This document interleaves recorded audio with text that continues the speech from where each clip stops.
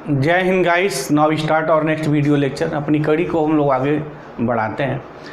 इसके पहले हम लोगों ने कॉची क्राइटेरियन की बात देखी। कॉची क्राइटेरियन क्या है और हमारा जो सीक्वेंस की जो बात थी कि कॉची ने किस चीज़ों को रखा था सीक्वेंस की दुनिया में। जनरली उसको हम लोग Cauchy general principle of the convergence कहते हैं। एक बात यहाँ और है उसी कड़ी में, और अगर ये कड़ी अगर नहीं पढ़ी गई तो फिर सीक्वेंस का नॉलेज अधूरा समझा जाता है, तो अधूरा नहीं रहेगा। इसलिए पेन और पेज लेके आप बैठ जाइए और साथ साथ आप उसको नोट भी करिए, तो आपका नोट भी साथ साथ तैयार होता रहेगा। और यहाँ एक बात हम करेंगे कि CSIR वाले ने जो हमने कहा था कि ये क्वेश्चंस बड़ा ज़बरदस्त जो है कॉची सीक्वेंस पे पिकअप किया था, Cauchy general principle of the convergence पे, और 2018 का क्वेश्चन था। और वहाँ जो स्टूडेंट्स थे उनके बीच में बहुत ज़्यादा भ्रांति हुई थी, मतलब उसको लेकर के बड़े सारे अलग अलग कंसेप्ट रखे गए थे, तो उसकी भी थोड़ी मैं यहाँ बात करूँगा इस लेक्चर्स के दौरान। तो पहले उन सब सारी चीज़ों को क्लियर कर दें जो वहाँ वो सब चीज़ें आई थी। तो ये है जो बची इसमें रह गई है वो ये है कि एक नाम है जिसकी जो हम लोग जनरली कहते हैं कॉची सीक्वेंस। कि ये कॉची सीक्वेंस क्या है। अच्छा, कुछ आथर इससे फंडामेंटल सीक्वेंस का भी नाम देते हैं। चलिए कोई बात नहीं, आप लिख लीजिए। तो पहली बात है कि हम लोग डिफाइन करेंगे कॉची सीक्वेंस क्या है, तब उसके बाद हम लोग बात करते हैं कि ये sequence of real number of course, ये sequence UN is said to be Cauchy sequence if for every, चलिए ये चीज़ तो चलेगी, if for every epsilon greater than 0 there exists a natural number m such that क्या है, absolute value of there exist a natural number m नहीं, there exist a natural number k such that. अच्छा, वहाँ m लिखे तो कोई बात नहीं है, बट जो एक डिफिनीशंस परंपरा के रूप में लिखी जाती है उस बात को मैं लिख रहा हूँ। अगर वहाँ m लिखें तो कोई फर्क नहीं पड़ता है, बता देंगे अभी। um minus un less than epsilon for all mn greater than or equal to k. अच्छा, यहाँ m और n लिखा जाता है ना सीक्वेंस के टर्म, इसलिए वहाँ m लिखा था तो हमने हटा दिया है। बहरहाल अगर m आप लिखे हैं तो you have no any problem, कोई प्रॉब्लम नहीं होनी चाहिए, ऐसा लिखा जा सकता है डेफिनेटली। ठीक है, चलिए क्या मतलब है इसका भाई, कॉची ने क्या कहा था या कॉची सीक्वेंस क्या है। कॉची सीक्वेंस ये है कि for every epsilon greater than 0 हमारे पास एक ऐसा नेचुरल नंबर एग्जिस्ट करे, किसी भी एप्सिलॉन ग्रेटर देन 0 के लिए नेचुरल नंबर k ऐसा मिलना चाहिए कि um minus un less than epsilon for all mn greater than or equal to k. ये बात हो, इसी को हम लोग कॉची सीक्वेंस कहते हैं। अच्छा, कॉची क्राइटेरिया क्या था उसकी थोड़ी बात यहाँ देख लेना, तभी तो बात होगी। देखिए यहीं से कॉची क्राइटेरिया भी निकल जाती है, या यूँ कहें कि जो कॉची क्राइटेरिया यानी जो कॉची की जो सोच थी वो सोच भी इसी से निकल जाएगी, या कॉची क्राइटेरिया से हम ये निकाल सकते हैं। दोनों बात एक ही है, दोनों समानार्थी है, दोनों इक्विवेलेंट है। क्या मतलब है, देखिए taking m is equal to n plus p where p is equal to 1 2 3 4 5 पूरा नेचुरल नंबर्स। तो क्या हो जाएगा, अगर हम लोग इसको 1 कहें देन 1 रिड्यूसेस टू क्या देगा भाई 1, absolute value of un plus p minus un less than epsilon for all. अच्छा, अब यहाँ m की गेम तो इससे फिनिश कर दिया है, m को हमने n प्लस p लिख दिया, तो यहाँ हो जाएगा for all n greater than or equal to के।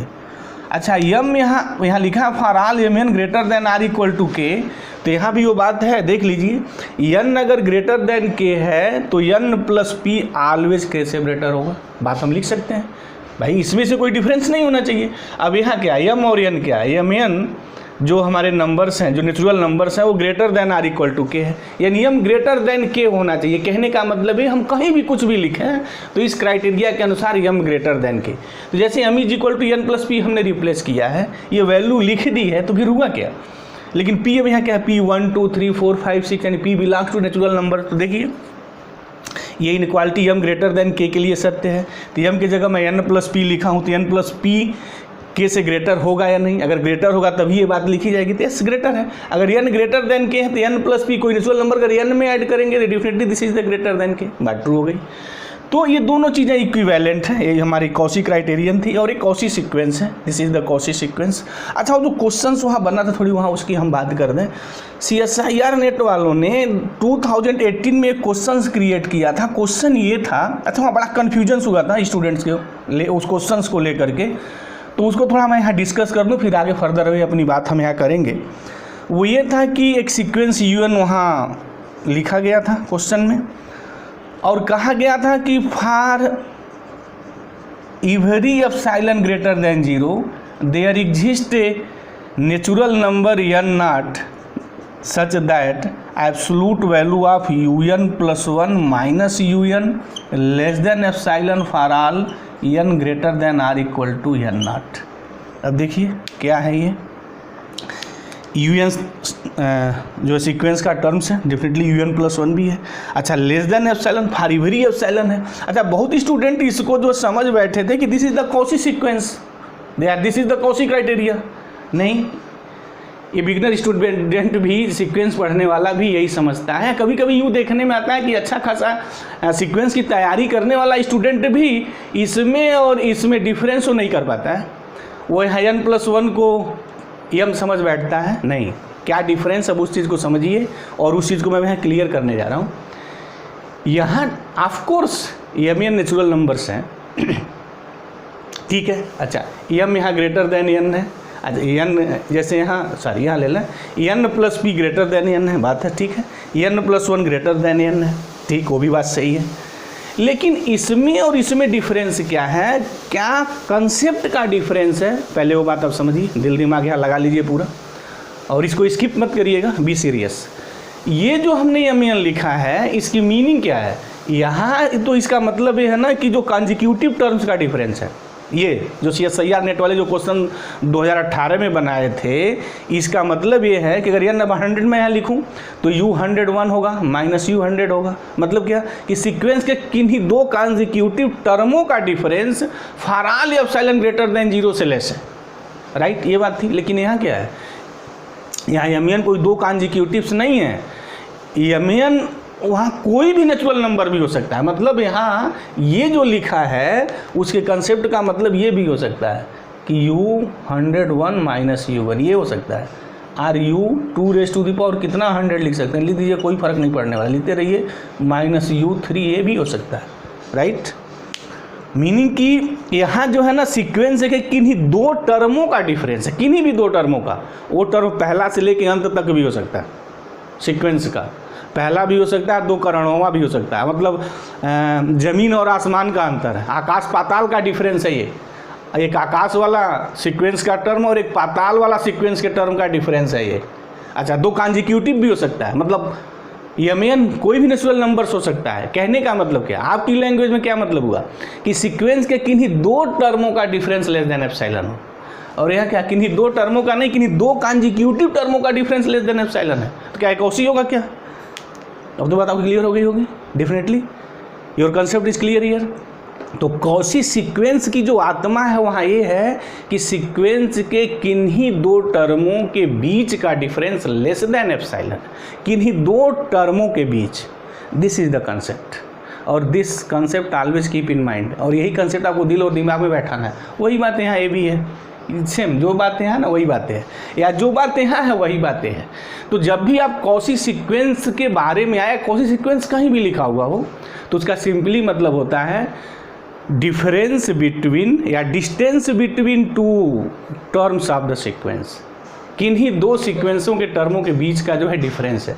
और यहाँ CSIR नेट वाले क्या बनाए थे, किन्हीं दो नहीं, अगर किन्हीं दो बनाए होते ना तो फिर वो कॉशी सीक्वेंस हो जाता। तो this is not a Cauchy sequence. ये बाउंडेड है, but this is not a what, अच्छा नहीं सॉरी, कोई ज़रूरी नहीं है कि ये बाउंडेड भी हो, वो क्वेश्चन जो हम पिकअप करेंगे बात करेंगे, बट पक्का एक कॉची सीक्वेंस नहीं है, this is not a Cauchy sequence. और एक कॉची सीक्वेंस ऑप्शन में ऑलरेडी उसमें गिवन है और बहुत सारे स्टूडेंट वहाँ कन्फ्यूज हुए थे, तो मुझे अब उम्मीद है कि ये कन्फ्यूजन से दूर हो गया होगा, क्योंकि उन्हें अब कॉची सीक्वेंस क्लियर हो गया। ठीक है, अच्छा इस पर एक बड़ा खूबसूरत थ्योरम बनता है कॉची थ्योरम का, तो हालांकि वो भी कॉची क्राइटेरिया से ही आता है, तो बट उस थ्योरम को थोड़ा मैं अप्रूव करूं, क्योंकि IAS PCS में जो मेरे सब्जेक्टिव जो पेपर्स होते हैं ना, बड़ा वो इंपॉर्टेंट होता है, पूछा जाता है। और दूसरी बात है कि जो तैयारी कर रहे हैं या जो एकेडमिक स्तर में पढ़ रहे हैं उनके लिए भी इम्पॉर्टेंट है, तो उसको भी साथ साथ नोट करें। तो पहले मैं उस रिजल्ट को लिख दूँ, कंबाइंड रिजल्ट। रिजल्ट क्या है? रिजल्ट ये है कि ये सीक्वेंस, नोट करिए, ये sequence UN is Cauchy if and only if, if and only if की माया आ गई, if and only if UN is convergent, ये बातें हैं। अच्छा इफ एंड ओनली इफ तो बड़ा ज़बरदस्त रिजल्ट होता है। ठीक है, अच्छा ये जैसे हमने यहाँ इसको प्रूफ किया था ना कि Cauchy general principle of the convergence, same to same यही है। तो अगर वहाँ कहीं किसी को प्रॉब्लम रह गई होगी तो इस रिजल्ट के माध्यम से वो प्रॉब्लम अगेन एक बार दूर करने का प्रयास करेंगे, और चाहिए भी, क्योंकि मैथमेटिक्स जितनी बार आप रिपीट करेंगे उतनी बार वो चीज़ें आसान होंगी और बड़ा इजीली आप उसको ग्रैप्स कर सकते हैं। तो चलते हैं इसको प्रूफ करते हैं, और इसका नेसेसरी पार्ट्स तो वही है जो कॉची जनरल प्रिंसिपल का नेसेसरी पार्ट्स है। तो चलते हैं देख लेते हैं। क्या ना कि कॉची सीक्वेंस है ना, ये sequence UN is a Cauchy, कोई भी सीक्वेंस कॉची होगा जब वो कन्वर्जेंट होगा, अगर कोई सीक्वेंस कन्वर्जेंट है तो कॉची होगा, ये बात हो गई। तो कॉची है तो कन्वर्जेंट है, और कन्वर्जेंट है तो कॉची है। ठीक है, चलिए तो पहले हम लोग लेट कर लेते हैं कि लेट सीक्वेंस जो UN है इज कन्वर्जेंट। अच्छा अगर ये कन्वर्जेंट है देन साथ साथ क्या होगा कि limit n tends to infinity UN is equal to L होगा। मीनिंग ये होगी, साहित्यिक डिफिनीशंस क्या होगी? साहित्यिक डिफिनीशन ये होगी कि for every epsilon greater than 0, convergent है ये, तो कन्वर्जेंट है then for every epsilon greater than 0 there exist a natural number, कोई भी नेचुरल नंबर पिकअप कर लीजिए, चलिए हम k ही लिख दे रहे हैं, natural number k such that absolute value of UN minus L less than epsilon by 2। अच्छा एप्सिलॉन बाई 2 लिख रहे हैं तो आप सतर्क हो गए होंगे कि सर एप्सिलॉन बाई 2 लिख रहे हैं तो कौन सा अब कमाल होने जा रहा है यहाँ। For all n greater than or equal to k, ये तो बात समझ में आ रही है। ठीक है, ये तो बात है हमारी। बट यहाँ लेस देन एप्सिलॉन होता है। अच्छा हम एप्सिलॉन बाई 2 भी लिख सकते हैं, कोई एप्सिलॉन बाई 3 भी लिख सकता है, 4 भी लिख सकता है। अच्छा एप्सिलॉन बाई 3 का कंसेप्ट कब लिखते हैं वो भी बात आपको क्लियर हो गई होगी। अच्छा अभी तो एप्सिलॉन बाई 4 की बात कंसेप्ट नहीं है, बस 3 और 2 वाली है यहाँ।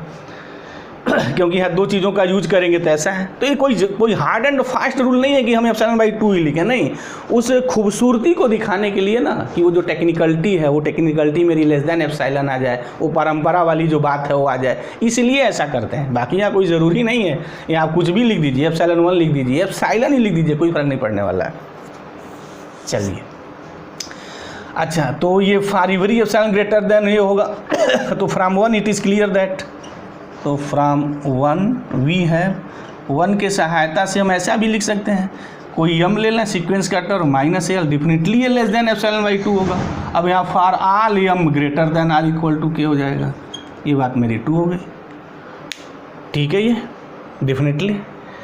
अब मैं ऐसे लिख सकता हूँ, देखिए UM माइनस UN, मुझे कॉची लाना है कि ये सीक्वेंस कॉची होगा, कन्वर्जेंट ले लिया तो कॉची प्रूव करेंगे।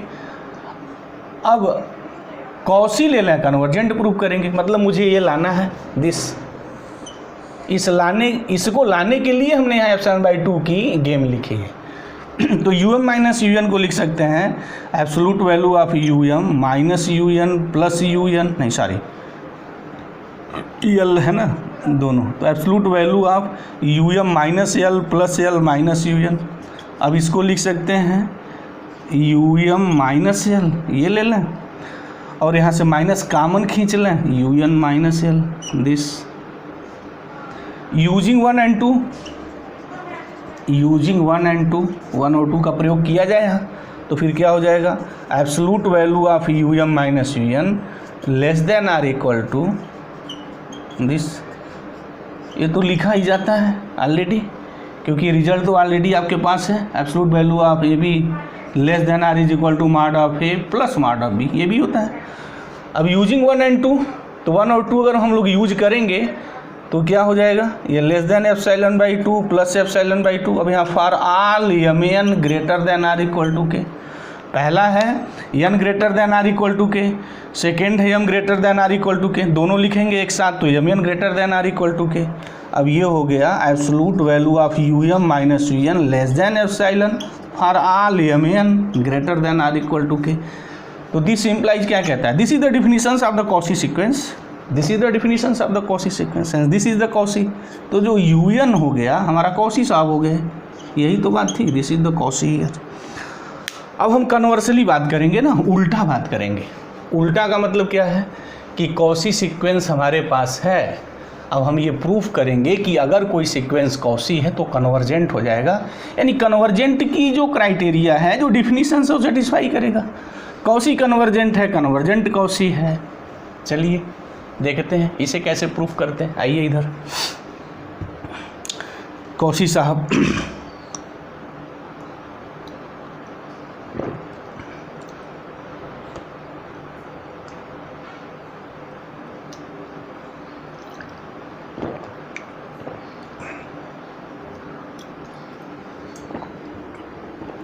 कन्वर्सली क्या कहा जाए, अब पता है कन्वर्सली क्या लिखना चाहिए। Conversely let U N be a what,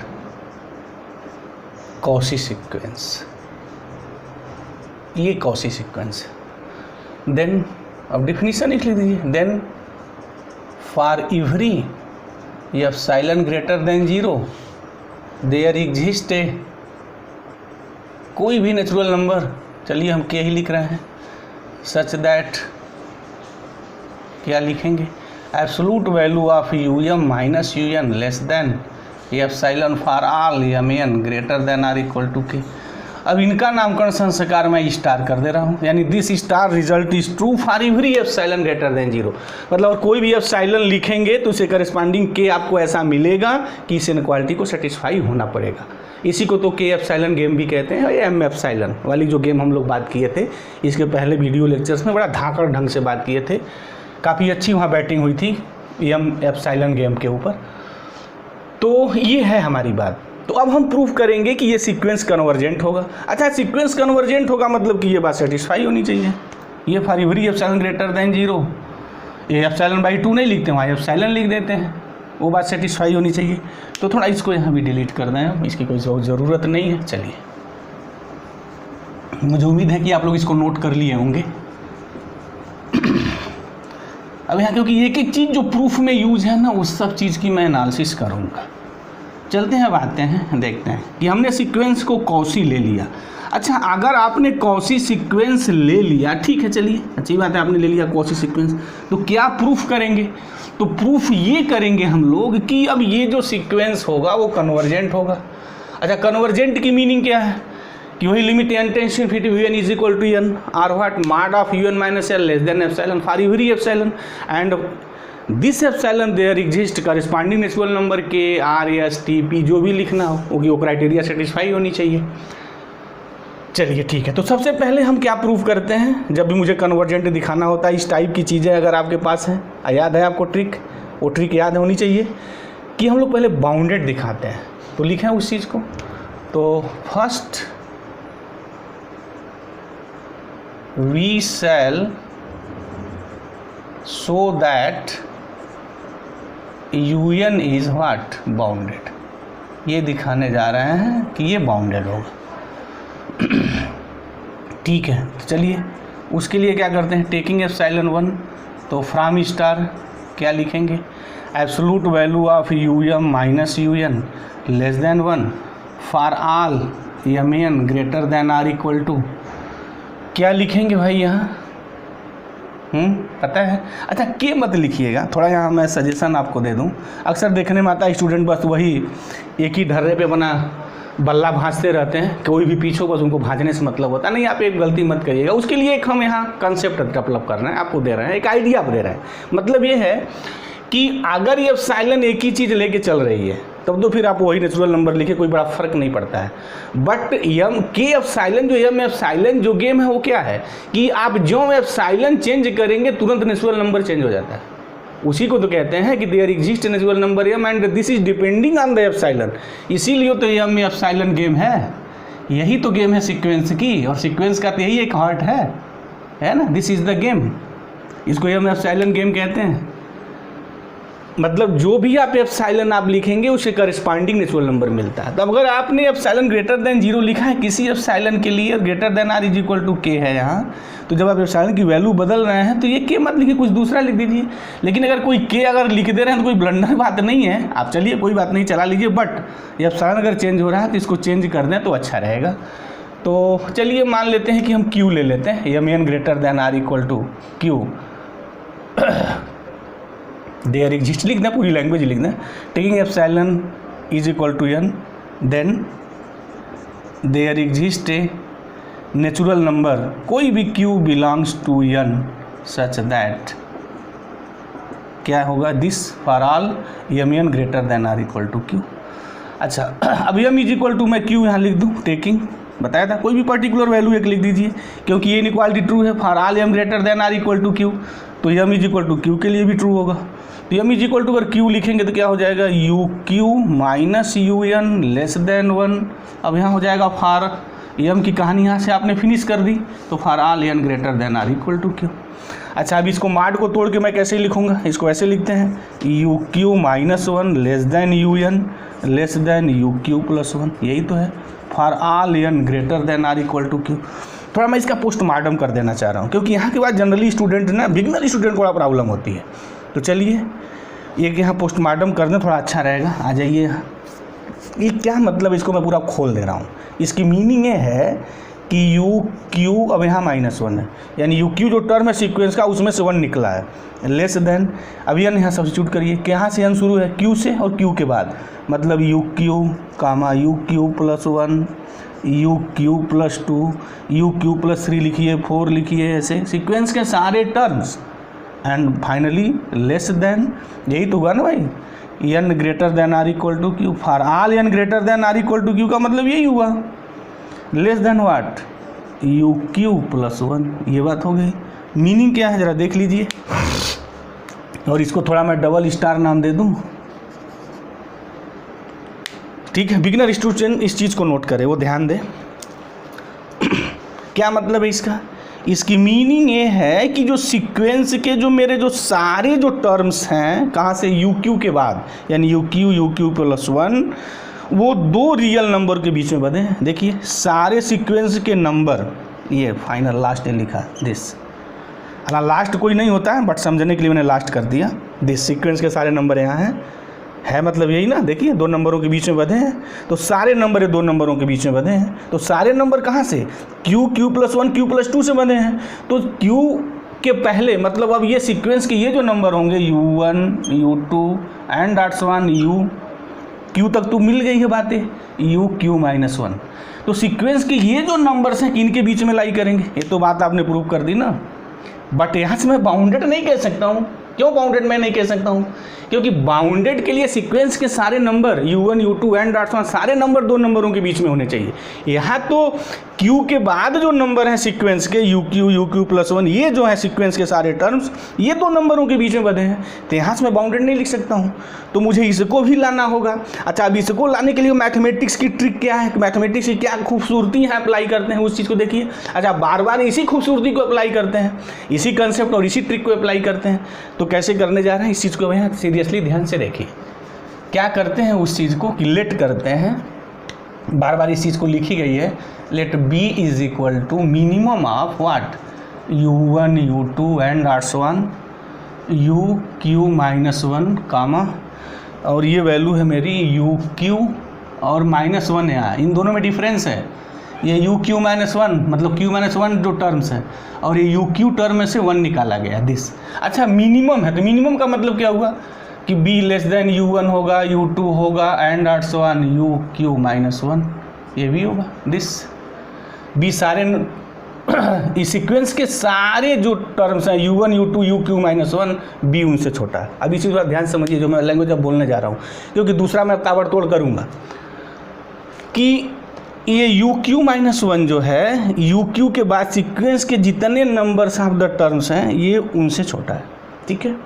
B क्या है, बी इससे भी छोटा है, राइट। यानी इनमें जो सबसे मिनिमम है बी उससे छोटा है, मतलब बी सीक्वेंस के u one u two u Q minus one जो यहाँ तक जो टर्म आया है बी उनसे भी छोटा है, राइट। अच्छा यू क्यू माइनस वन, अब इस पर नज़र करिए कि यू क्यू माइनस वन इसके बाद के सीक्वेंस के सारे टर्मों से छोटा है, और बी जो है यू क्यू माइनस वन से भी छोटा है, और इसमें यू वन यू टू सब इंक्लूड है। तो अगर मैं इनका नामकरण संस्कार ट्रिपल स्टार कर दूं ये, और यहाँ मैं ले लूँ फ्रॉम डबल स्टार से, देखिए फ्रॉम डबल स्टार से क्या कि u Q minus one less than what u q one u q comma u q plus one u q plus two and arts one. और इसको अगर मैं यहाँ नामकरण संस्कार कैपिटल ये कर दूँ तो फ्रॉम ट्रिपल स्टार एंड ए से क्या लिखेंगे आप, क्या लिखना चाहिए? देखिए मैं लिख सकता हूँ कि b less than you one, अब तो हमने पूरा पोस्टमार्टम कर दिया है, you q plus one and arts one this. यानी बी जो है सीक्वेंस के सारे नंबरों से छोटा होगा, मतलब कि b less than u n मैं ऐसे भी लिख सकता हूँ for all n belongs to n and this is the, हम टू नाम दे दें, थ्री दे दें, कुछ भी। चलिए एक रिजल्ट मेरा मिल गया कि b less than u n for all n belongs to n. बात क्लियर हो गई बिल्कुल, ठीक है। चलिए अब यही कॉन्सेप्ट यहाँ अप्लाई करिए, देखिए कैसे अप्लाई कर रहे हैं कि यू क्यू के बाद जो सारे टर्म हैं इस नंबर से छोटे हैं, तो लेट कर लें कि b is equal to maximum of what u one u two and arts one u Q minus one and u q plus one. तो मीनिंग ये हो गई कि जो b जो यू क्यू प्लस वन जो है वो लेस देन b है, राइट। पूरे नंबर से हैं। अब यहाँ देखिए जो b में यू वन यू टू से सारी बात आ गई।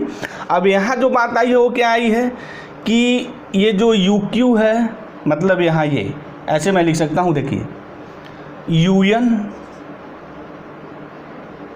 Less than u q plus one for all n greater than or equal to q, ये बात लिख सकते हैं। अच्छा यहाँ और यहाँ से मैं क्या लिख सकता हूँ, व्हाट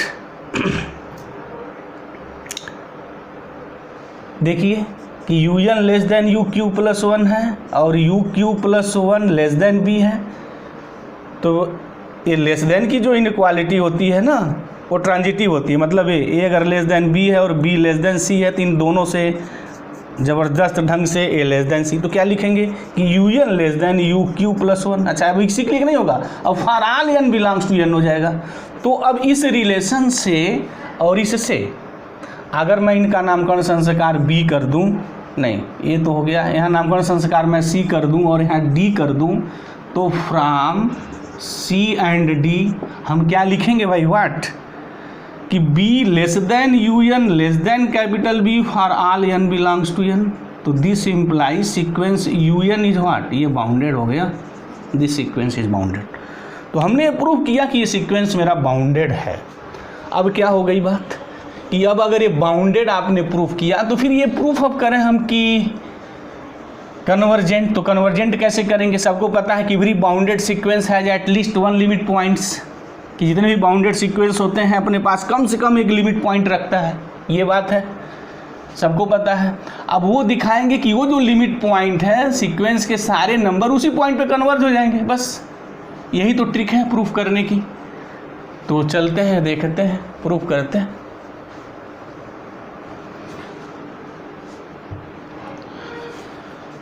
हो गया, सीक्वेंस बाउंडेड हो गया। अब हम सबको पता है कि we know that every bounded sequence has at least one limit point. तो लेट कर लें कि let l is limit point of u n. अच्छा, अब लिमिट पॉइंट का कंसेप्ट क्या होता है कि यूएन का एक ऐसा सब सीक्वेंस होगा जो इस पे कन्वर्ज करेगा।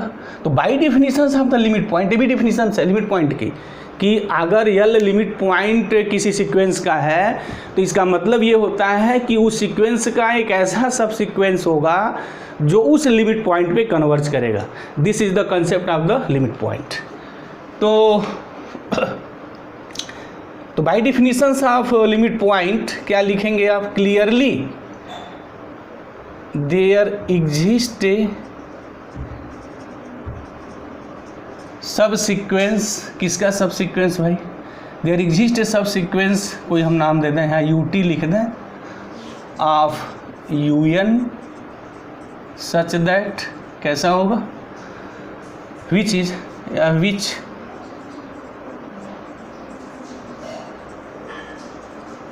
कन्वर्जेस टू यल। तो ताबड़तोड़ मैं लिख रहा हूँ, this implies for every epsilon greater than 0 there exist natural number. वो सब सारी बातें होंगी, मतलब सीधे मैं लिख दूँ absolute value of u T minus l less than epsilon by 2। अच्छा, अब लेस देन एप्सिलॉन बाई 2 क्यों लिखे हैं वो भी बात बिल्कुल आपको क्लियर हो गई, कौन सी अब गेम शुरू हो जाएगी। अब यहाँ हो जाएगा for all t greater than or equal to कोई नेचुरल नंबर्स, तो मान लेते हैं there exist natural number s which converges to l. This implies, ये सब बातें लिखी जाएंगी। ये तो बार बार लिख रहे हैं, तो बार बार लिखने की टाइम किल करने कोई मतलब नहीं है। अच्छा, सीक्वेंस हमारा क्या है? कॉसी है। तो सिंस यूएन इज कॉसी, तो दिस इम्प्लाइज क्या बात कहेगा कि absolute value of u T minus UN less than epsilon by 2 लिख सकते हैं। और फॉर ऑल, अब यहाँ क्या होगा कि ये जो टी एन होगा greater than or equal to this s. हो गई बातें। तो नाउ अब देखिए, अब तो कुछ रह नहीं गया है, सिर्फ रस्म अदायगी वाली बात है। अब मुझे प्रूफ करना है फाइनली कि सीक्वेंस यल पे कन्वर्ज होगा। तो देखिए, यू एन माइनस यल को मैं लिख सकता हूँ U N minus U T plus U T minus L. अब इसको लिख सकता हूँ U N minus you T this, यार U T minus you N करना है, ये यू टी, या चलिए कोई बात नहीं, u N minus you t और plus U T minus l, ये बात हो गई। अब इसको मैं लिख सकता हूँ less than or is equal to absolute value of u N minus U T plus absolute value of u T minus l this. अच्छा, अब इसको u N minus you t लिखें यार U T minus you n लिखें, तो since t n greater than or equal to s है, तो थोड़ा चलिए ऐसे लिख दें, ये वाला u T minus you n आना चाहिए, तो पहले ये लिखना तो कोई फ़र्क नहीं पड़ता है, क्योंकि ये तो कंसेप्ट धाकड़ सबको पता है। तो इसी चीज़ का यूज करते हुए ये मैं लिख सकता हूँ, दिस हो गया यूजिंग। अब इसका यूज करिए, अब इसका यूज करिए, तो ये हो जाएगा less than epsilon by 2 plus epsilon by 2 for all. अब क्या हो जाएगा, ये t greater than or equal to x है और यहाँ हमारा t n greater than or equal to x है, तो मुझे एन की तो बात लेनी है, तो t n greater than or equal to x, तो मैं लिख सकता हूँ for all n greater than or equal to x. तो बात हो गई absolute value of u N minus l क्या हो जाएगा, less than epsilon for all n greater than or equal to s. There exist natural number, s लिखिए, p लिखिए, q लिखिए, एम लिखिए, के लिखिए, कोई फर्क नहीं पड़ता है। दिस सिंपल, इसी को पूरी दुनिया क्या लिखती है, क्या लिखेंगे आप? Hence u n is finally what, convergent. हो गई बात है। तो मुझे उम्मीद है कि इस थ्योरम के प्रूफ, जो थ्योरम था हमने जो प्रूफ किया, और प्रूफ के पीछे जो भी लॉजिक और कंसेप्ट छुपा हुआ होगा, सारी बातें आपको क्लियर हो गई होंगी, और आपने साथ साथ इस चीज़ों को नोट भी किया होगा। और आप अगर नोट किए हैं तो कहीं प्रॉब्लम नहीं होगी, जब आप इसको रिपीट करेंगे तो एक एक चीज़ें वो ध्यान में आएंगी। इसीलिए हमने इस सारी चीज़ों को ना खोल के लिखा हुआ है। इसके बाद भी अगर आपको प्रॉब्लम है, मतलब ये सारी चीज़ होने के बाद भी, तो आप कमेंट बॉक्स में जाइए, कमेंट करिए, हम उसका बखूबी जवाब देंगे। तो thank you very much guys, जय हिंद।